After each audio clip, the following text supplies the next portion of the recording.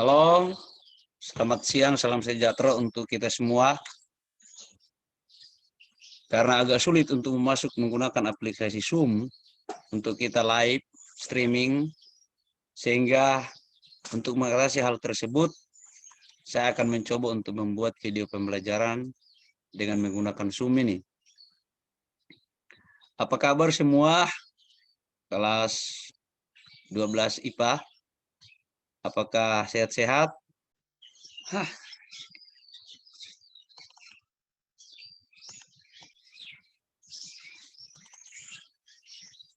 Ya, lagi-lagi ada gangguan jaringan, maaf. Sekali lagi, apa kabar? Semoga Anda baik-baik saja dan sehat-sehat saja. Jangan lupa protokol kesehatan dipatuhi, jangan anggap remeh. Sebagaimana telah disampaikan oleh pemerintah, untuk kita menjaga kesehatan, istirahat banyak, makan makanan yang segar, buah-buahan, sayur-sayuran, rajin berolahraga. Jangan anggap remeh protap, karena di daerah kita sudah beberapa orang yang terkena positif, ada yang sudah meninggal. Jadi hati-hati Anda melaksanakan aktivitas sehari-hari. Baik, kita akan mulai dengan penjelasan tentang turunan fungsi aljabar dan turunan fungsi trigonometri. Kita mulai dengan fungsi aljabar dulu. Anda bisa membuka modul yang telah saya kirim melalui WA. Saya boleh share screen di sini. Sebentar.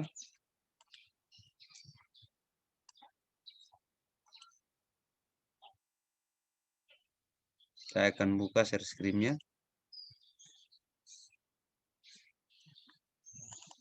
Modul pertama untuk kelas 12 IPA. Dasar-dasar atau aturan untuk turunan fungsi aljabar. Ya, tampil saya perbesar sedikit supaya Anda bisa lihat. Nah, perhatikan. Sebetulnya munculnya turunan fungsi itu sebetulnya ceritanya dari menghitung satu laju atau kecepatan. Perhatikan gambar ini. Nah, sebuah kurva yaitu Y sama dengan Fx melintas ini. Seperti ini gambarnya. Nah, kurva itu memotong di titik X, Fx dan X tambah H, Fx tambah H. Fx tambah H artinya hasil di sumbu Y, sedangkan X dan X tambah H itu adalah ordinat. Ya. Setiap X diisi, diganti dengan berapapun, maka nilainya ke sumbu Y. Nah, itu Anda sudah pelajari di ini. Maka terdapat jarak antara X dan X tambah H yang kita simbol dengan delta X. Demikian juga terdapat jarak antara Fx ke Fx tambah H yang kita simbolkan delta Y. Nah, sebagaimana dalam rumus kecepatan, bahwa kecepatan atau laju perubahan sama dengan atau merupakan di fisika Anda pelajari, itu selisih jarak dibagi dengan selisih waktu. Ya. Nah, sehingga untuk mencari selisih jaraknya di sumbu X, delta X itu ditulis X tambah H dikurangi dengan Fx. Nah, nilai pendekatan terhadap itu disebut dengan limit. Nah, perhatikan Anda bisa baca. Jadi turunan pertamanya adalah limit H mendekati 0 dari Fx tambah H dikurangi Fx per H. Ya. Nah, oleh seorang matematikawan Jerman bernama Gottfried Leibniz tahun 1646 sampai 1716 menuliskan notasi untuk turunan tersebut dengan simbol dydx. Ada juga pakai simbol D aksen. Ada juga pakai simbol F aksen X. Itu seperti yang tertulis di bawah. Atau dydx atau df dx. Kalau dydx artinya turunan fungsi Y terhadap X. df dx turunan fungsi F terhadap dx. Jadi tergantung daripada kita menulisnya. Nah, kita perhatikan. Jadi dari definisi di atas, bisa juga ya menggunakan limit. Saya tidak bahas terlalu jauh menggunakan limit karena kita nanti menggunakan rumus. Karena akhir daripada penggunaan limit ini akan muncul sebuah rumus ya. Sebuah rumus. Aduh. Ya. Jadi kita perhatikan ini, misalnya 3x kurang 5, turunan pertamanya adalah 3. Perhatikan dulu dari limit itu. Demikian juga fungsi fx sama dengan 4x kuadrat tambah 3x, turunan pertamanya kita lihat, Anda bisa membuat sendiri. Kita lihat hasilnya, 8x tambah 3. Perhatikan ya, 4x pangkat 2 tambah 3x, dia jadi 8x tambah 3.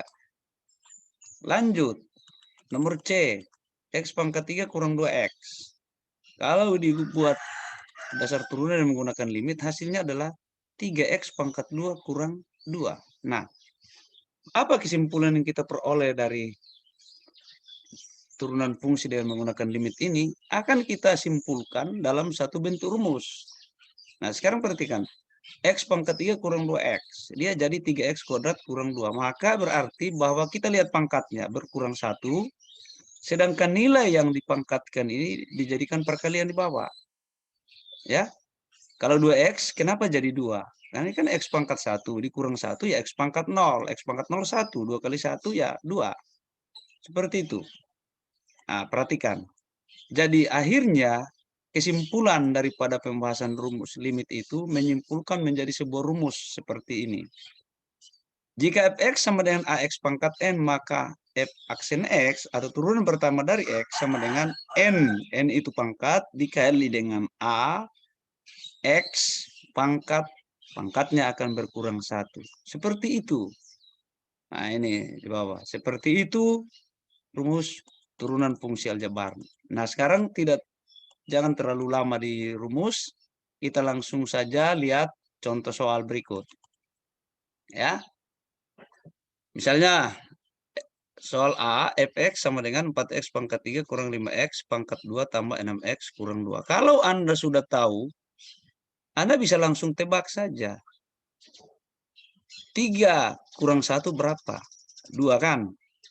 3 kali 4 berapa? 12. Berarti hasilnya 12x pangkat 2 ini. Sekali lagi 12x pangkat 2. Dikurangi. 2 kurang 1, 1 kan? 2 kali 5, 10. Jadinya 10x pangkat 1. Tambah. Anda sudah tahu kalau hanya x, variabel x pangkat 1, langsung tulis saja 6. Kenapa? Pangkatnya 1, 1 kurang 1, 0. 6 kali 1, x pangkat 0, 1. 6 kali 1 tetap 6.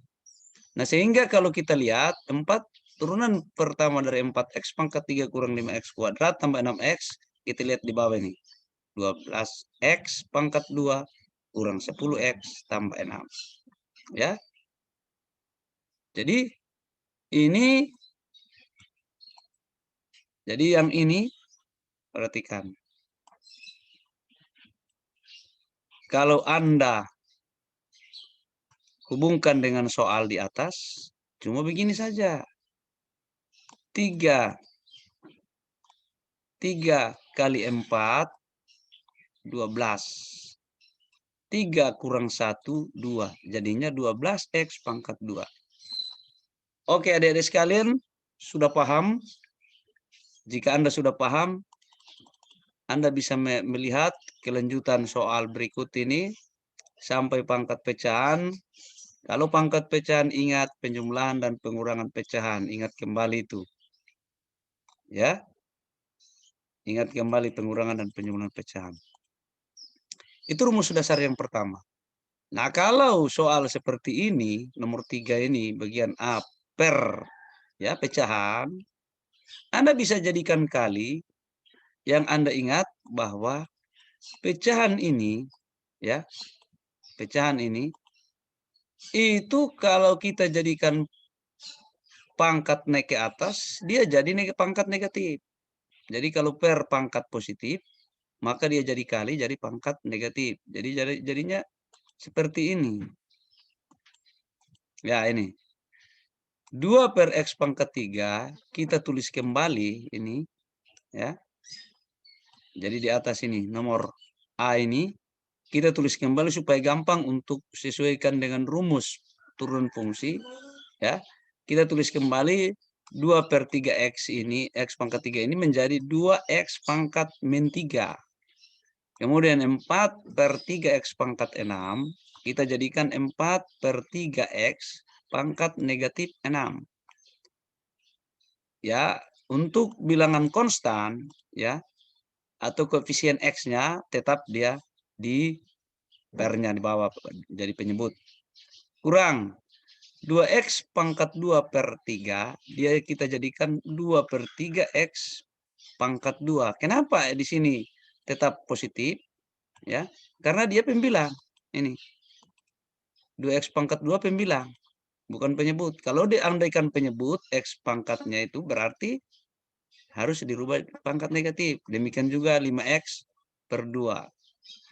Ya, 5 per 2 kali X.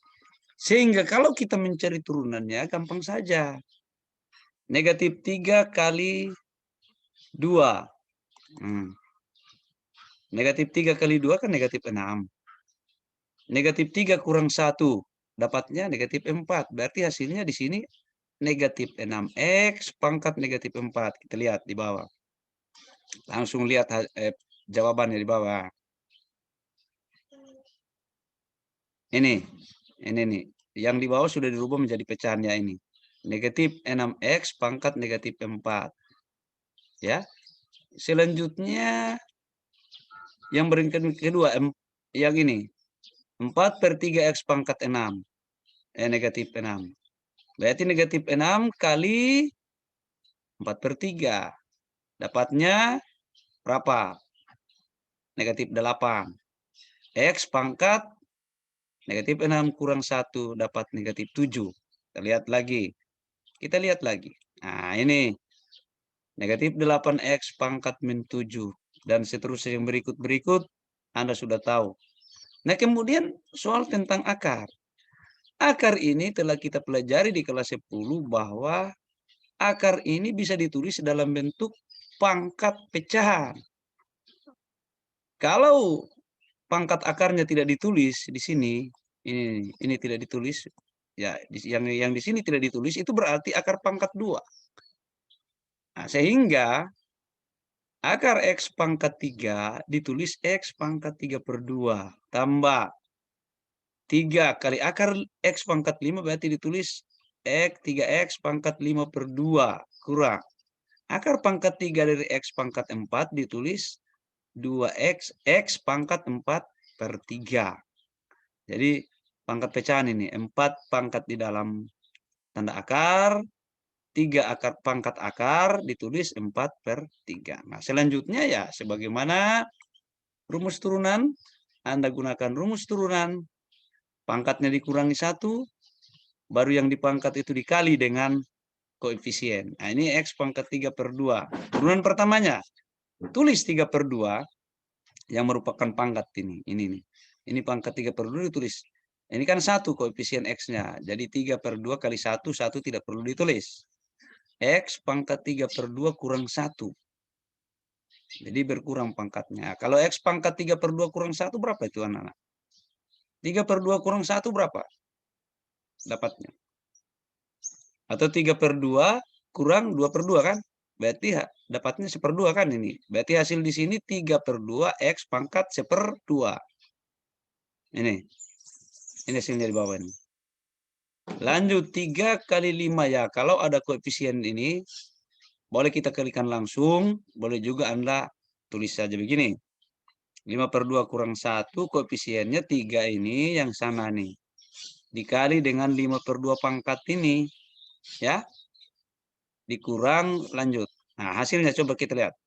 5 per 2 kurang 2 per 2 berarti 3 per 2. Ini pangkatnya 3 per 2. 3 kali 5 per 2 jadi 15 per 2 ini. 15 per 2. Ini pangkatnya ya. Ya. Kurang 2 ini kan soal ini. Soal 2X pangkat 4 per 3. 2 kali 4 per 3 pangkat dikali dengan 2X pangkat 4/3 kurang 1 selalu kurang 1. 4/3 kurang 1 dapatnya 2/3, sepertiga. Ya, 3/3. 4/3 kurang 3/3. 4 kurang 3 ya 1, sepertiga. Negatif, ya, negatif. Oke, nah, kalau kita kembalikan dalam bentuk akar, perhatikan bahwa pangkat pecahan itu akar, maka ditulis turunan fungsinya f aksen X sama dengan 3/2 akar X. Itu X pangkat 1/2 jadi akar X. Di sini biasanya tidak ditulis, sudah tahu bahwa ini pangkatnya pangkat 2. Ditambah 15/2 X pangkat 3/2 ditulis dalam bentuk akar. 15/2 akar X pangkat 3. Dikurang 8/3 X pangkat 1/3 ditulis 8/3 akar pangkat 3 dari X. Dengan demikian, soal nomor B ini sudah kita pecahkan. Ingat, kalau dalam bentuk akar kita terjemahkan dulu dalam bentuk pangkat supaya gampang untuk kita menerapkan rumus perpangkatan. Sebaliknya ini, selanjutnya ini. Sebagaimana tadi kalau per begini, itu kan pangkatnya negatif. Nah, di bawah ini. Dirubah 4X pangkat negatif 5/2. Ya. Jadi, fx dirubah dulu dalam bentuk pangkat, baru kalau variabel X-nya menjadi penyebut, maka dia jadi pembilang, jadi negatif. Ya, semua pangkat negatif. Terus Anda bisa buka, saya tidak jelaskan lagi, Anda bisa buka di modul itu penjelasan soalnya. Demikian juga ini, ya, hampir sama dengan contoh soal pertama. Oke, saya pikir untuk fungsi aljabar. Nah, kemudian kalau bentuk perkalian seperti ini, bisa dikalikan dulu, tetapi ada juga akan ada rumus, ya, bentuk perkalian bisa dikalikan dulu, ya. Anda sudah pelajari di SMP nih cara perkalian ini, misalnya nomor A ini. Kalau Anda belum tahu, saya akan jelaskan kembali untuk mencari gampangnya.